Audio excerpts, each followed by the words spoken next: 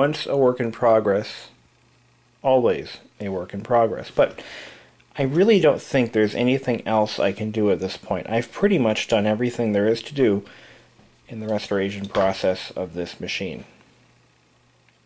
In this video, we're going to cover a few different things. Mainly, we're going to cover the ROM chip debacle. What happened was I managed to find about 2 complete ROM boards for the video trivia machine, each one containing a different set of trivia questions or categories. So, knowing full well how rare those are and how rare any parts for this machine are, the specific parts like the main boards, the ROM boards, and well, that's pretty much it. I snapped them up for 35 bucks because I'll never find another set again, ever. It just won't happen. I also did some cosmetic stuff. Oh, before we go into that, I also did some other work to the main board to solve a few little issues that have cropped up since I began this project. This will be the final video. There will be no more videos on this machine. But let's talk about some of the other stuff I've been doing. What we have here is the original cooling fan to this machine, and it is rotten. What happened was this machine had sat in a barn for several years, possibly with water dripping on it. I'm not really sure, but it was in a damp, dark, unlit corner of a barn that was known to leak water, and that's why I got it so cheap. But look at what it did to the cooling fan. All the paint that used to be in here, you know, I mean, the whole fan frame was painted. It started to flake off, and a couple nights ago I had this thing running, and something didn't seem right to me. It was like a weird, kind of a burning smell. And I opened the top of the machine, and I look in, the cooling fan is locked. The rotor is locked up solid. It turned out some paint chips had fallen in and just locked the rotor up. I got it spinning again, but I'm like, this sucker's got to go. Look at the back of it. I mean, oh my god. Even the bearings are shot. They really are. You know, when you have this thing running, it just made this whirring sound, like dry bearing sound. So in the trash it goes, and it's already been replaced, is that the paint is basically falling off and getting stuck in the rotors, or rotor blades. And yeah, it's in pretty rough shape. So we're going to take that sucker out of here, and we're going to put in a new one. I picked this up at Radio Shack. This is basically a direct replacement for what's in there. It should be the exact same size and width. Yep, it'll fit right in. This is a pretty good quality fan. This is a 120 volt fan, and is made of cast aluminum, and the rotor appears to be metal with a plastic cap. That's pretty decent quality. I mean, for anything that you find at Radio Shack. This is probably made by Pabst, or no, it's hard to say. EBM Pabst is a major manufacturer of these types of fans, and you'll never see them in computers because computers are too cheap, and those fans are pretty expensive. So I'm also going to repaint the fan grill and the speaker grill while I have it all apart. Wow, this sucker was in bad shape. A lot of this is just moisture damage. The bearings are toast. When it's rolling, it really sounds kind of rough, and it's never been cleaned out.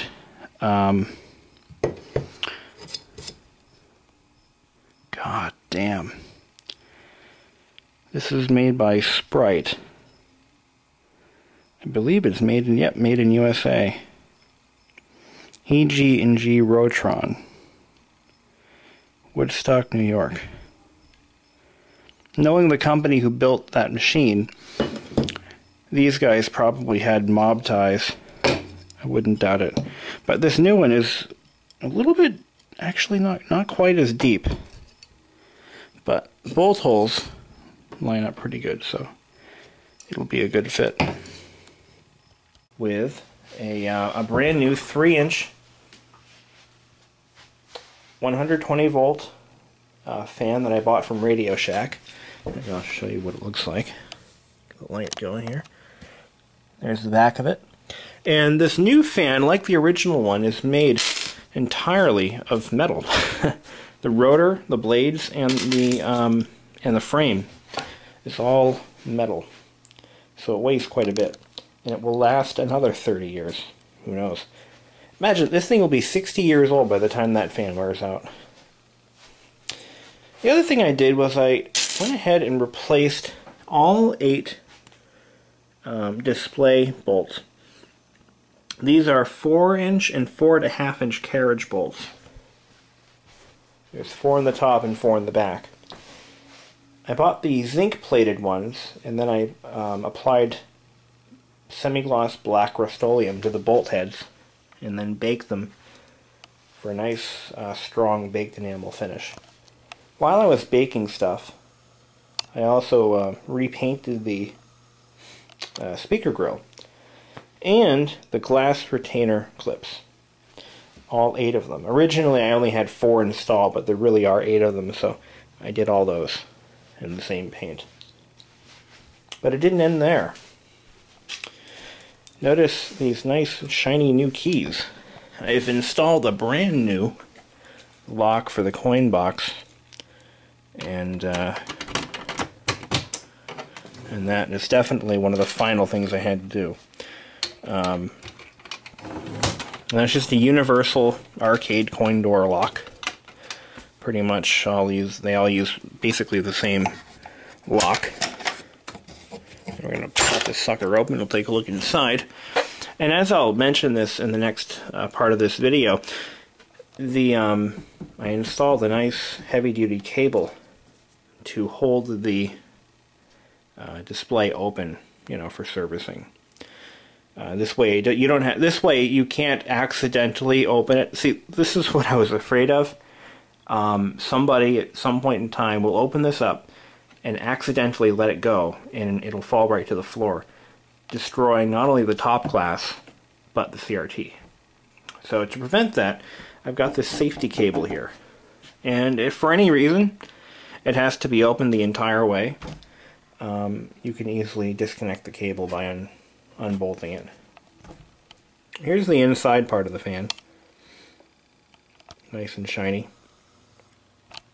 And yeah, there was a lot of dust built up back there, especially between the fan and the grill. It was like packed with dust. The airflow was absolutely restricted. So that's all taken care of. Oh, for the cable, I had to mount this piece of wood to the front to give it some more support. In case somebody really let it go, and this way it won't crack the the front part of the framework or body.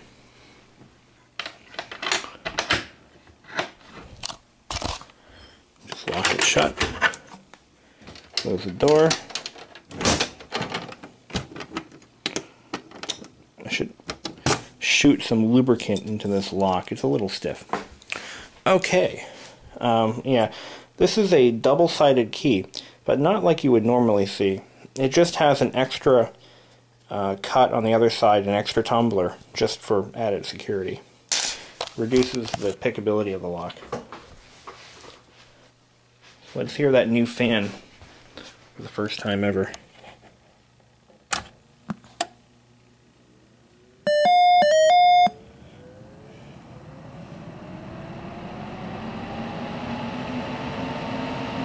Wow, what an improvement.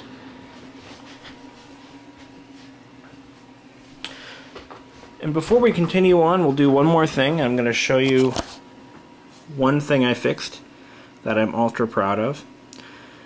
And you'll see this later in the video and what I had to do to make this work. But it now retains high score and gameplay data.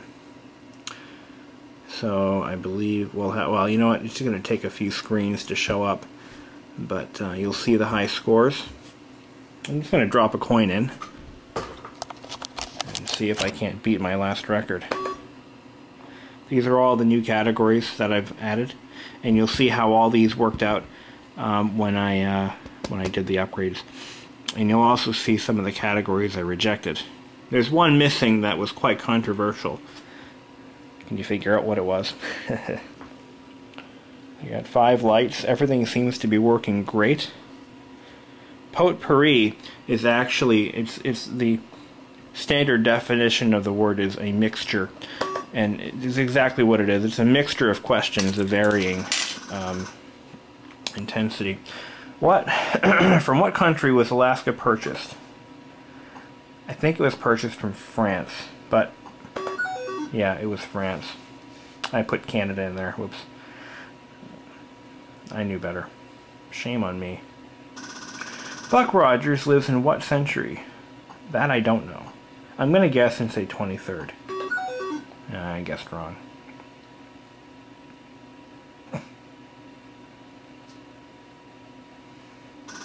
Who was the taste of success? Vantage. Yeah. Vantage cigarettes. How do I know that? I don't know.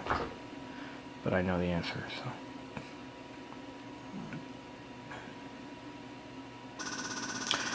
Who is the pride of country music? I don't know. I don't know anything about country music. Lost all my points there. That was stupid of me. What mode of transportation does Bond use in Octopussy? I think it's a hot air balloon. I've never seen the movie, I just guessed. I don't know how I got it right, but I did. Okay, what's next? Minute Mouse was whose sidekick? Mighty Mouse. No.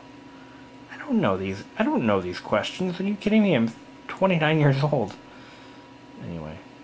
So yeah, you saw that it held the high score data, which is what we wanted. And now we're going to go ahead and look at some older footage from yesterday and how I fixed every other problem this machine had. Alrighty.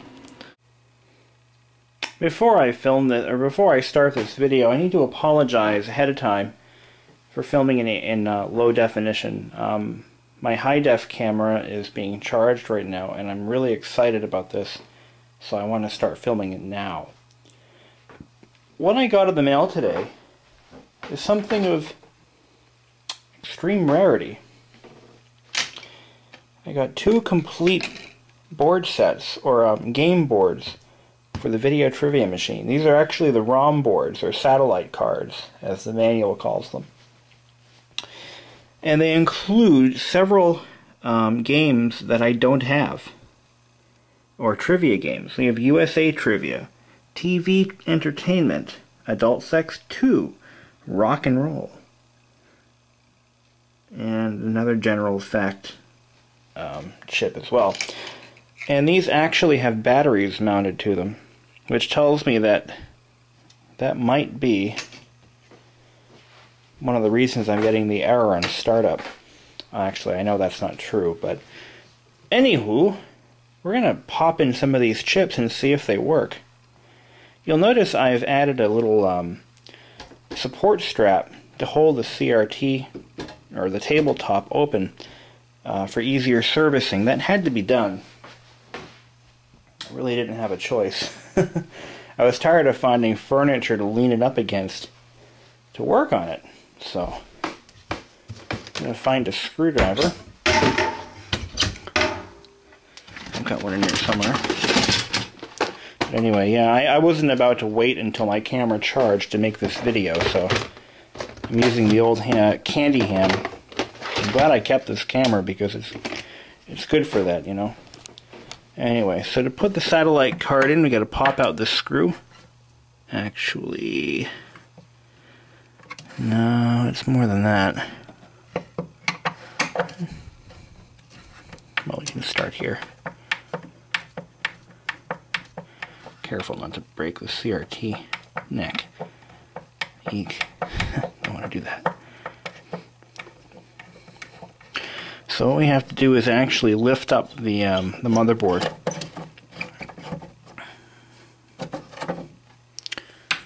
And the card just slides right out, like so. What we have here is the card out of my machine. It is an original trivia category number 8. And the way they sold these is you could buy the machine with a variety of categories preloaded, or you could basically make your own. So we're going to do that. We're going to make our own. It started out as category number 8, and I've checked it against the catalog file or list, and it is basically all original. So these are all the original categories to my machine. Let's go ahead and pop out adult sex. And we're going to pop it in, or pop in an alternative category. Or, yeah. I meant to say, not category number 8, but, what's the term I'm looking for? Selection 8? Yeah. You have all different varieties of games for each. We'll just put that one aside. Let's pop in USA trivia. That looks like it could be a lot more fun than answering questions about dildos and Twinkies. So here we go. I mean, not that I want this to be a family-oriented machine, although that would be a bonus. That way I could place it somewhere. I'm really thinking about having this machine put somewhere for actual public operation and for funding or generation of funds. And you can always use more money, right? The chip is in right. Let's pop it into the board.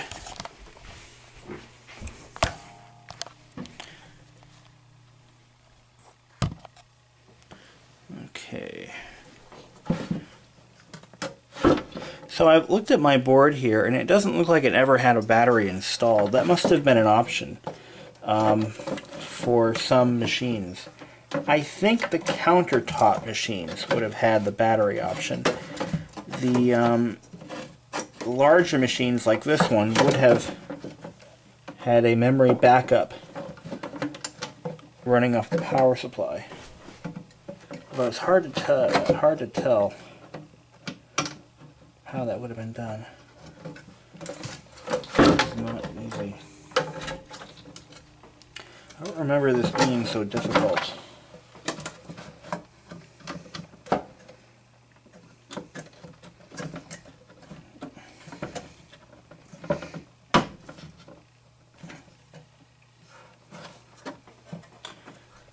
Now I already have another board set, and I have had no luck getting the other boards to work on my machine. And I believe that's because they're suffering from a phenomenon known as bit rot. A lot of flash memory, as it ages, starts to lose its ability to hold memory. And it basically erases itself, partially, becoming corrupt. And I want to take that block out of there. Good idea. Close it up. Worst case scenario is it doesn't boot up. That's a good sign.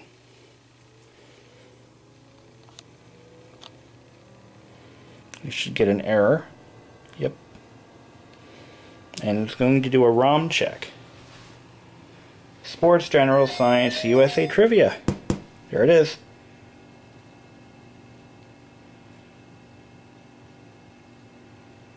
Okay. Now let's... Oops. I did that. If you hold the button in too long, and you do a reset.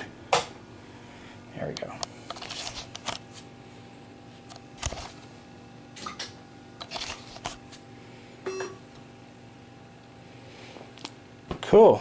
I thought it had 6 categories, though.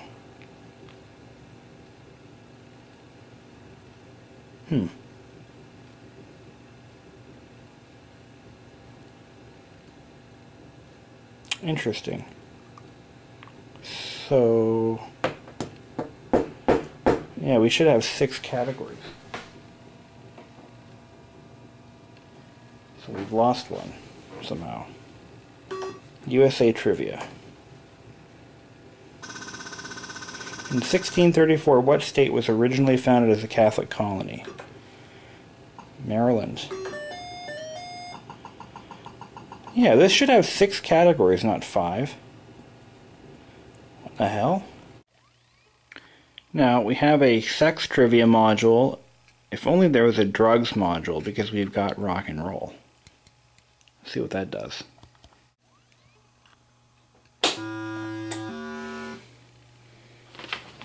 So while this is booting up, I did confirm it only did have 5 categories. I don't know why I thought there were 6. Well, anyway. Rock and roll, general, science, USA Trivia, and TV entertainment. Cool. Yeah, 1, 2, 3, 4, 5. That was it. So now we have rock and roll on this one. And we can answer it. So we got rock and roll, general science, trivia, and entertainment. Oh, this is so cool. Let's see what was relevant in 1985 for rock and roll. Oh, I know this one. Who was blinded by science? Thomas Dolby.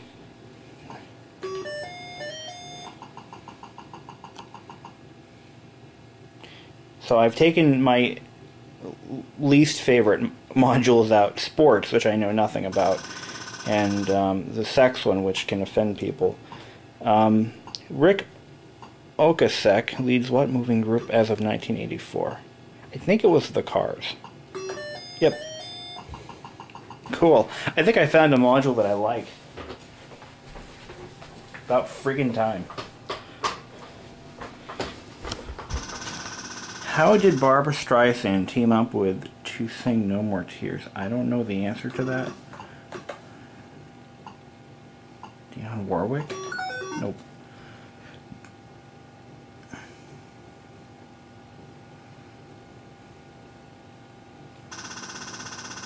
Mr. Tambourine Man and Turn, Turn, Turn. The Birds.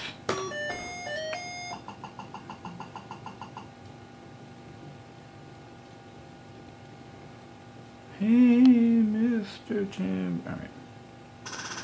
Writing their own material, what all-girl band was the first hit number with... Yes. Pointer Sisters. No. Damn it.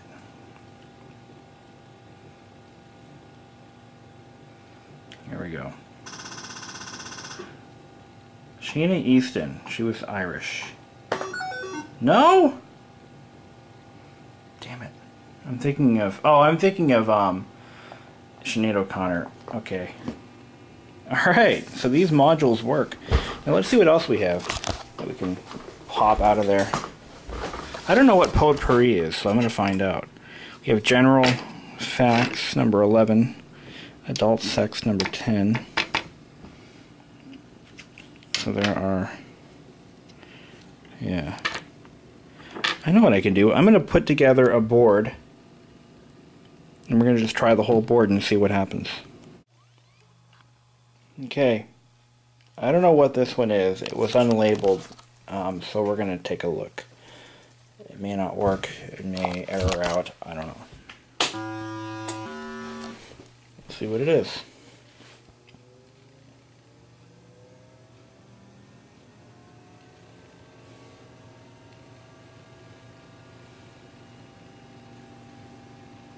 Oh, it's dead. Okay. Damn it. Popped in another one. It comes up as New TV MASH. So it looks like it's based on the TV show MASH. And there it is. It's here somewhere. There it is. Ha! So I have an entire trivia category based on MASH. Unbelievable.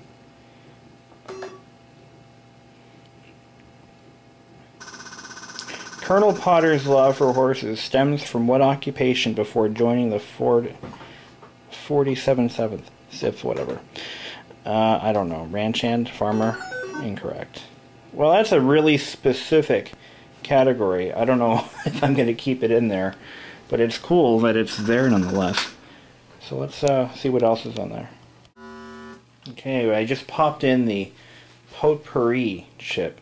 I'm kind of curious as to what that actually means. I mean, I'm sure it's not an entire trivia based on making your house smell good, but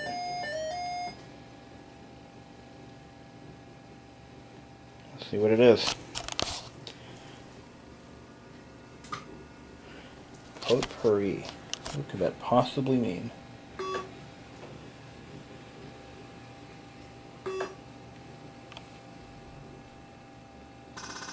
Eli Whitney is famous for what invention? I believe it's the cotton gin. So it's like random stuff. What's the next one going to be? What lodged as Fred Flintstone? The water buffalo.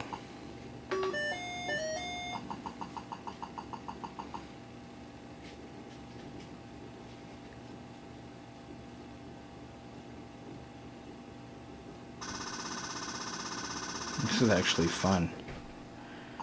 More Jell-O pudding, please. Bill Cosby.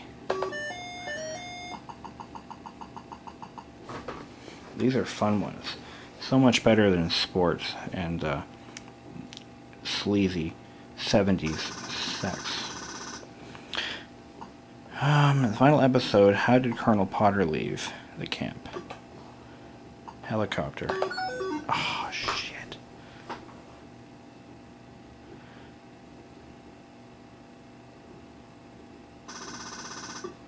Stand by your man. Girl is... I guessed. Tammy Wynette. Whoever that is.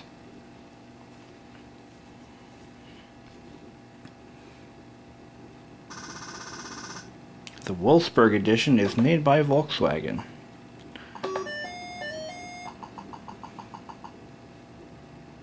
And still is. But that was pretty cool. Now I think I know where to put a battery on the board. It might be there to keep memory, I don't know. We'll have to see what happens. Okay, well that's it for now. I'm gonna be shutting this sucker down. Well, something funny happened. I realized after looking at those boards and realizing that they have batteries mounted on them, I'm like, so that's where the memory backup battery would be, if it had one. And on this machine, it's the backup memory battery, or the backup memory, that actually tells you how much gameplay this thing is seeing and what trivia games are popular. It actually helps you customize the machine for the location it's at. It also keeps the high score data intact. The previous owner ripped the battery off, unbeknownst to me, and the manual doesn't reference a battery at all. So I took one of the batteries and verified that it was still charged. They are lithium batteries after all, but they're 30 years old. So I mounted one to the board temporarily, and if it works, I'll buy a new battery. They're only $5, and I'll restore the high score and game data to what it should have been. So we're going to see how this works out. I'm going to play a game. I'm going to get the high score. Okay, so when there's a battery installed, it keeps track of all of the gameplay information, including high scores. But one of the features that I like about this machine is that if you're an operator and you want to know which games are popular, it'll tell you, as long as the battery is installed and charged. So we're going to open the side door here, and there's a toggle switch that we have to hit. When we hit that toggle switch, it goes into this menu, and it tells me what games have been played and how many times. So we can tell that if, let's say this machine was in a laundromat for 6 weeks or something like that, and we had, 12 hits on rock and roll, whatever. Let's just add a 1 to each of these numbers, except for the 0. And Potpourri had 0 plays, or was the lowest playing game in the entire lineup. We could then swap out that module for another one that might gain more views or hits. It also tells me how many coin drops were done, and at least it's supposed to. I believe it's this number here. So there's been 6 coin drops so far. So if I put it back into gameplay here, and then put a coin in. Okay, let's do like 1 coin, right? We'll play a game. I'm just gonna zip right through it.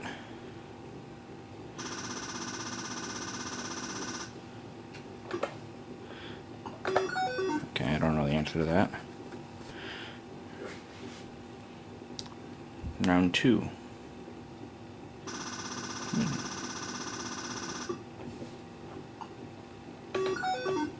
I don't know that one either.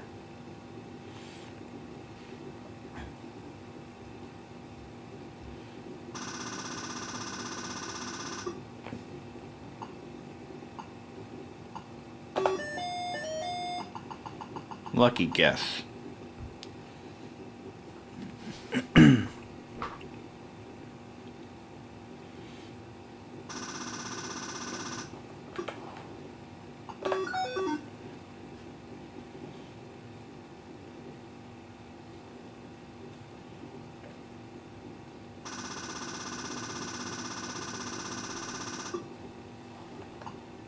Oh, I should know this. Steppenwolf.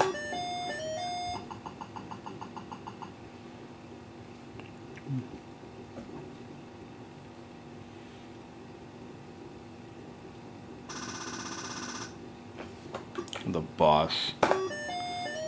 What a tool. Anyway. So now when we go back to that menu, it should show 7 in that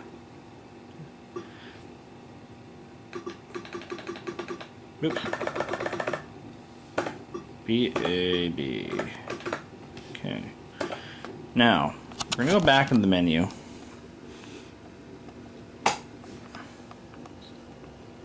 There we go. 7. I don't know what this number is. 23996. I'm really not entirely sure what that is. But you'll notice that rock and roll has increased by 1 number. Now, what if I want to reset the usage?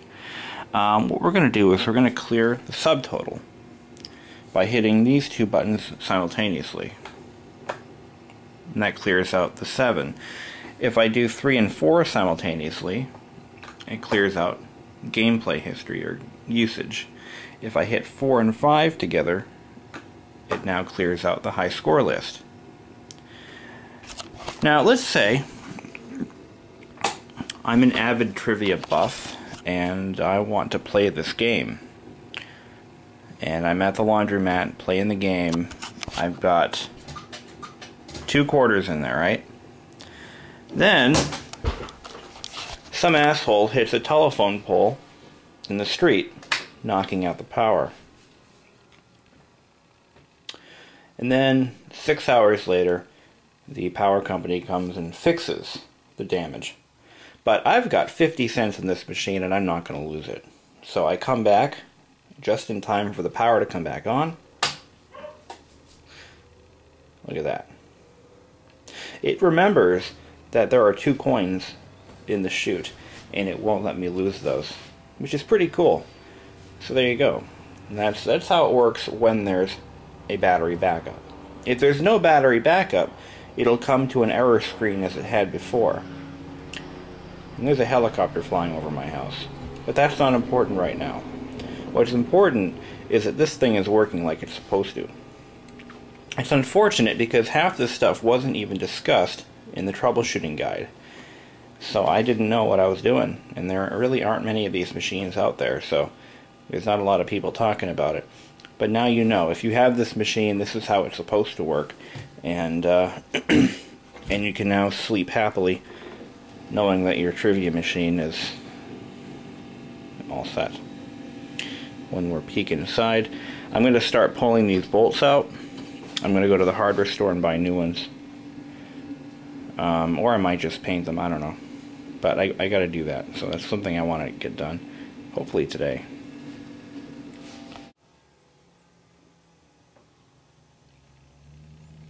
Power back on.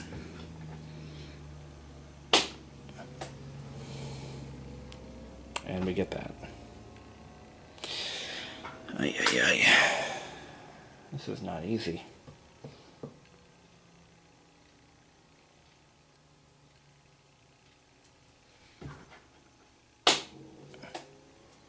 Nope.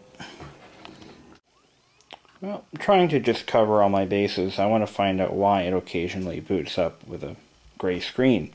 So I have another game board. This is the one that was in my machine. And I swapped out the CPU and the 3 Darlington transistors onto this board, which I have. It came with it. I never tested it. So we're going to now test it and see what it does. I just want to see if that board is any good.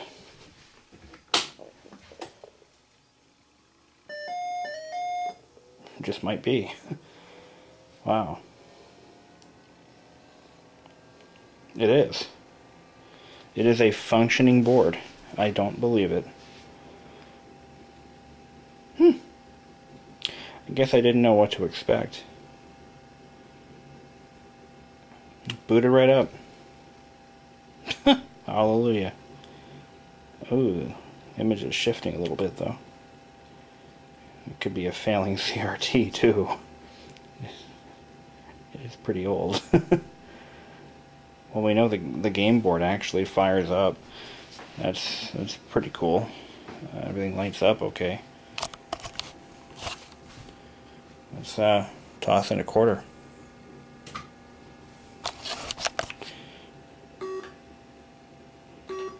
Oh, ooh! I have a bad. One of the transistors didn't kick in. Number 2 is not lighting up. That could be a bad transistor, or it could be something else.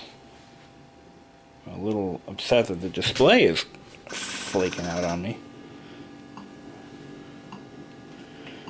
Shit.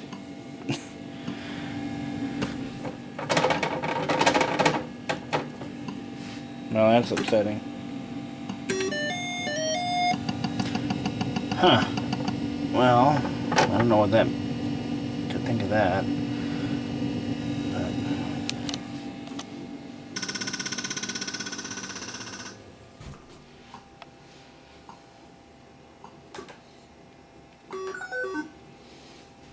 Now let's see if it boots up with a messed upness.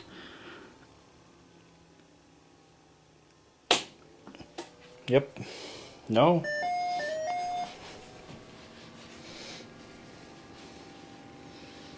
It actually booted up. But there is a problem with this board. One of those transistors is bad. So I've got to swap that out.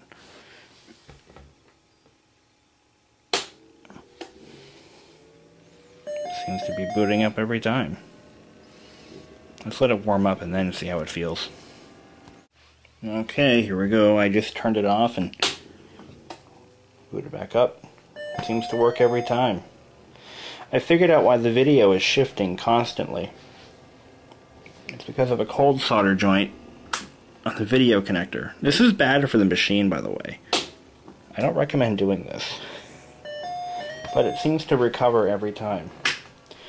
So let's get that board back out, and we're going to fix the video connector, which is a bit wonky. I have an even better idea. I think the problem is actually due to oxidization on the connectors. This is pretty bad. So we're going to use a Brillo pad, not steel wool, a Brillo pad. Well, that should be more better. And as far as the video connector goes, just by pulling it off and putting it back on again a few times should clear that right up. This is a Revision 5 board, and the one that I had originally was a bit newer, a Revision 9. So we're going back a few generations, but it seems to work better. It doesn't freeze up on startup like it was doing with this board. It hasn't done it once, so that's good stuff. Okay, we've got all the lights working now. It was just the dirty contacts here, and I got the power connector working, which is what was causing my video problem. So now the video is stable. The machine will now power off and on without crashing. Memory is fixed. The error on startup is fixed. All that's left is I'm waiting for a lock for the coin door, and this sucker's done. I mean, there really is nothing else to do. It's all done. I don't believe it. I'm trying to figure out where the hole is so I can screw that whatchamajigger back on, but I can't seem to find the damn screw hole, interestingly enough. But yeah, it's all fixed up, ready to go. Hallelujah. So last night I did some major work. I swapped out the main board with the older Revision board that I had. Hooked that all up. I had to put the couple of chips from the processor, the Zilog Z86 processor. 3 Darlington transistors later, and that's all set. Installed a battery temporarily. I'm going to buy a new battery for it. I don't want that sucker leaking all over my super rare ROM board. So yeah, I spent the day before that, Friday night, realigning the CRT with the proper tools and procedures. And let's see what I have to show for my efforts. I haven't turned it on today yet, so see if it boots up. Yahoo! That's a good sound. That means it's actually bootable. Look at that. It's got my high scores in there too. Oh, that's so cool. You know, it's a lot of effort for such a stupid game. I mean, you gotta think about this. I mean, in 1985 or 84, when this game was designed, you know, this is what it required. You know, it required all this for one game. And, you know, a lot has changed since then. Technology has really changed. I mean, today you could actually have this very same game with a color screen and all on a device that cost $5 and probably the size of a credit card. You know, it's just amazing how much things have changed. And now I've got the categories that I've hand-picked. I like it. But anyway, yeah, I mean, this machine is so complicated for what it does. There's so much to it. But you got to realize it was old technology, is old technology, and back in 1984, this is all new stuff. I think I'm gonna do something with the table surface. I'm really thinking about doing something with it. Either coating it with felt, black felt or something. Now that'll fade. But I want to make it look nice again. You know, I mean, it never did look that nice. I mean, it was a pretty cheap, you know, graphics layout. And I mean, it really isn't all that nice. But I want to do something with it. You know, decorate it, make it look cool. Maybe I can have something printed. You know, this size. I'll design something out that covers the whole surface of the table. You know, make it look cool. I know I have access to a wide format printer I actually do. And I could do something really cool, but it would cost me a lot of money in ink. I don't know. I still need to take these 4 bolts out and clean them up, or replace them. I might just replace them. They're cheap enough. I'll take one out today. You know what? I'll take one out and I'll head into the hardware store. I'll get 4 new bolts, nice shiny metal bolts. Because those look really nasty. They're rusted to hell. Not much I can do about this this logo here, but you know, I did clean the surfaces on both sides before I put the glass on to reduce the scratching risk, but obviously that didn't really work. So, oh, I'll find something else to do with it. And I have a lock for the door on order. $5 on eBay. That's how much they cost. There we go. Get that put in. Alright, well, stay tuned for more. There won't be more, but there may be. You never know.